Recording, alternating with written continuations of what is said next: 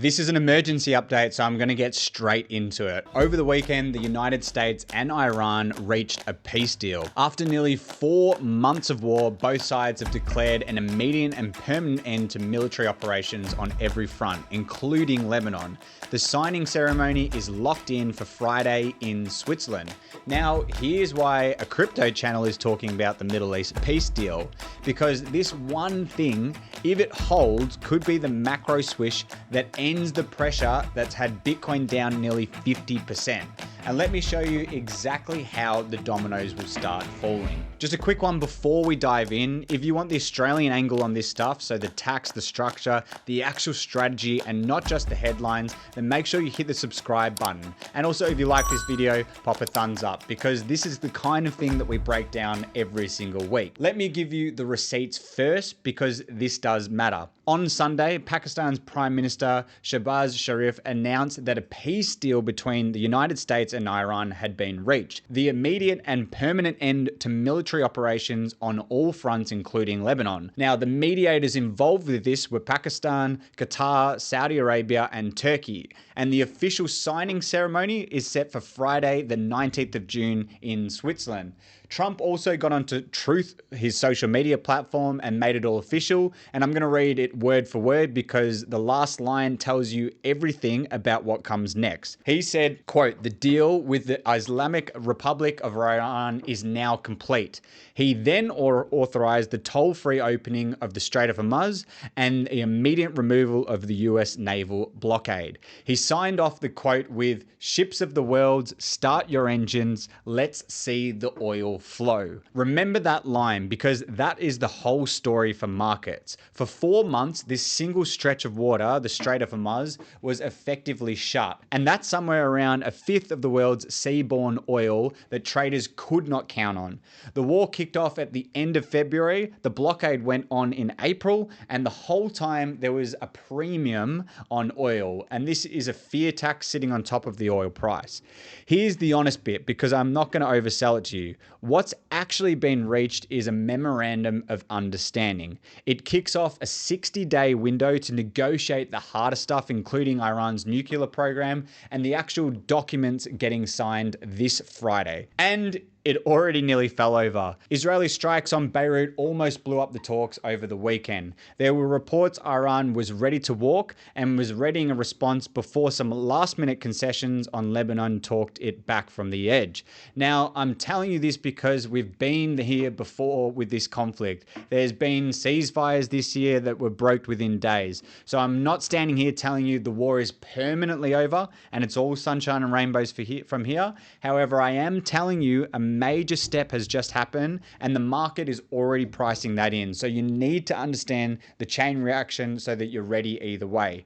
That honesty is the whole point of this channel. So let's take a look now into the flow of money. I'm going to refer to this as Domino 1, and Domino 1 is oil. The second that this deal hit, oil dropped. On Friday alone, US crude oil had already fallen more than 3% to around $85 a barrel. And that was just on hope of the deal. And as the deal was confirmed, oil broke down completely. I believe it reached about $81 a barrel, so absolutely smashed in. Now, Domino 2 is inflation. And here's the bit that most people miss. That oil war premium hasn't just been on the oil story. It's been baked into every single inflation reading since May. And the higher energy feeds straight into transport, freight, the whole lot. So take the premium out and you start taking the pressure off inflation. And we need that desperately because US inflation was running at about 4.2%, more than double the Fed's 2% target. That leads us onto Domino 3, which is interest rates. And this is the one that matters most for money. Now, whilst inflation is high, rate cuts were off the table completely, so the Fed stayed hawkish and money sat where it was safe. And for those of you who've been following this channel, I explained this in my previous episode where I talked about the risk line. So think about it. Right now, you can get around 5% on return for just sitting in a high interest yielding account doing nothing. So that's basically the risk-free rate of return. And when the so-called risk-free rate of return is high, why would anyone want to take on unnecessary risk on assets like AI or Bitcoin? And that's exactly why money has been hiding in cash and bonds and being drawn out of risk assets. But if the war ends and oil stays down, inflation can come down, and therefore the Feds could cut the rates.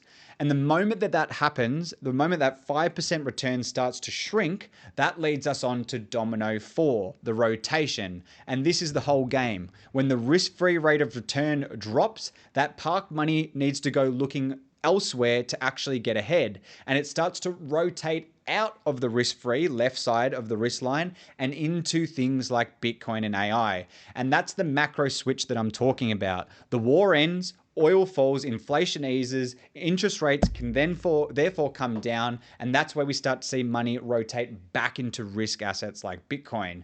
And here's the proof in the real money. Now, like I said in my last episode, where the money has been coming out of in the crypto world was coming out of those ETFs, going down the risk line and into those higher interest earning, low risk investments. And I told you the one thing to watch for to know when the money's coming back is to watch the money flow coming back into those ETFs. Now, the record outflow streak has just ended on the ETFs, and we had a clean session where Bitcoin spot ETFs took around $86 million of inflows back in through ETFs such as BlackRock's. So that is the first sign of the energy sliding back through that pipeline into Bitcoin. Now, I'm going to be straight with you because that's exactly how we do it on this channel. That's Bitcoin. Ethereum's ETFs have not turned just yet. They're still sitting in outflows and still bleeding as of filming this video. So this is the first flicker, not the flood. One clean day does not undo a $4 billion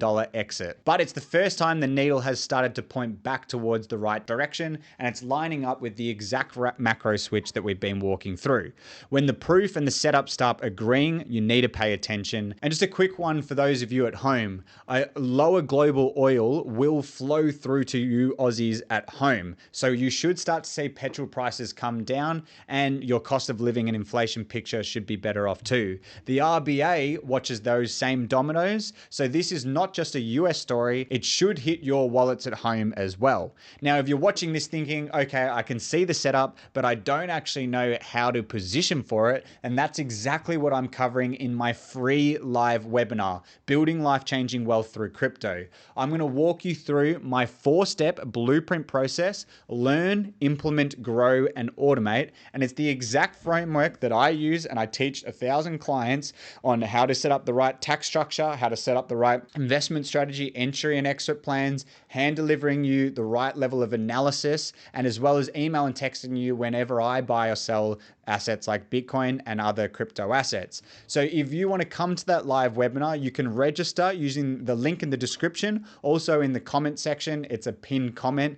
You've got the link there to come and register for that webinar. So I strongly recommend that you come across to that as this window is closing. So let's get back to that window and bring this back to Bitcoin. Bitcoin has actually been trading down from $126,000. We've seen almost a 47 to 50% drawback to Bitcoin's price at around 60,000. On the back of this news, already Bitcoin has rallied up to about that $65,000, $66,000. Now, to really recap all of this, everything is going in place for money to start flowing from the left side, the risk-free side, back into higher risk assets like Bitcoin. So for you long-term investors out there, retail investors just like me, this is a golden window of opportunity. The big institutions out there, they can't risk having billions of dollars in higher risk assets like Bitcoin when they can be parking it in lower risk assets like bonds earning 5%, okay? However,